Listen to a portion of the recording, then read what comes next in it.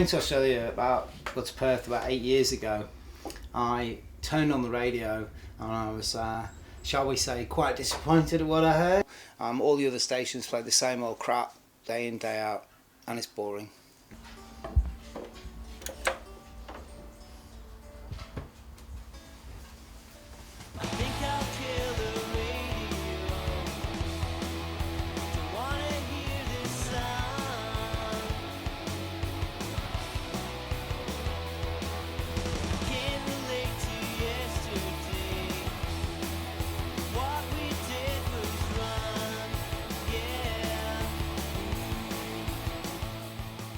So my name's Jason Cleary. I'm the General Manager at RTRFM. Many stations see the station manager or general manager depending on where it is, and I've been with RTR for about 3.5 years in this particular role.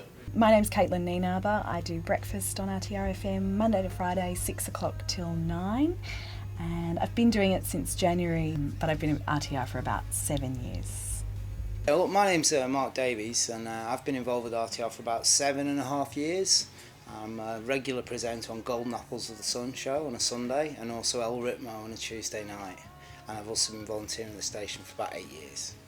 I was probably 17 at the time when I discovered RTR back in the pre-internet days and knowing what was what. A friend of mine recommended RTR, and I flicked it on to 92.1, and it's never changed. 8 years later, it's the only station I listen to.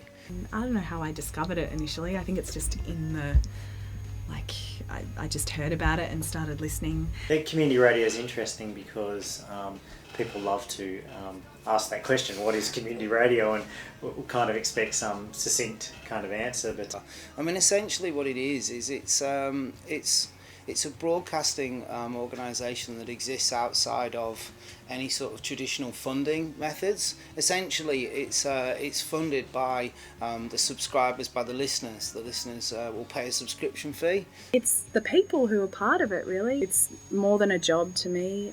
I think it's just a really lovely thing to be a part of, and for a lot of our members and volunteers, I think it's like a bit of a lifeline as well. Or ideal behind community media is that it is independent media, and it is a place for people to be able to have a voice and provide local information and what's going on in the town without being pressured or pushed by corporations or funding or whatever it happens to be giving a certain slant to any voice.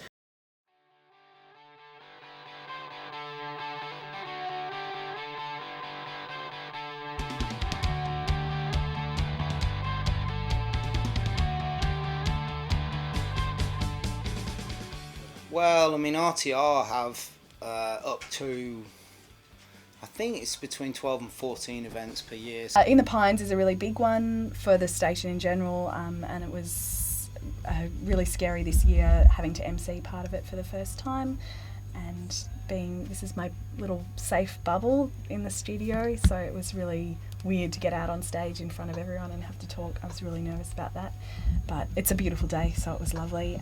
Well, look, I don't like any one genre of music. I grew up in the UK in the era of listening to John Peel. You could say that most of the music I like is a little bit left field, a little bit experimental, a little bit different, and it's the kind of stuff that lends itself to an alternative station like RTR.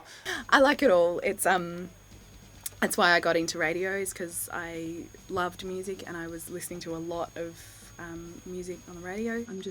I don't play music, so I'm always impressed by what they can do. People who can come in before 9 o'clock in the morning and play me a song, that's pretty impressive. They usually sound amazing. I still remember going into UWA the first time I ever won a spot prize of a feature CD, and still remember going into UWA to pick that up and driving laps around UWA trying to find where this little radio station was hidden. Hugh Cornwell came in, he's from the Stranglers, and he was sitting where you're sitting right now, and he played Golden Brown live on the radio, and that was one of my favourite songs in high school, and that was an incredible experience. Golden brown, texture like sun, pull in.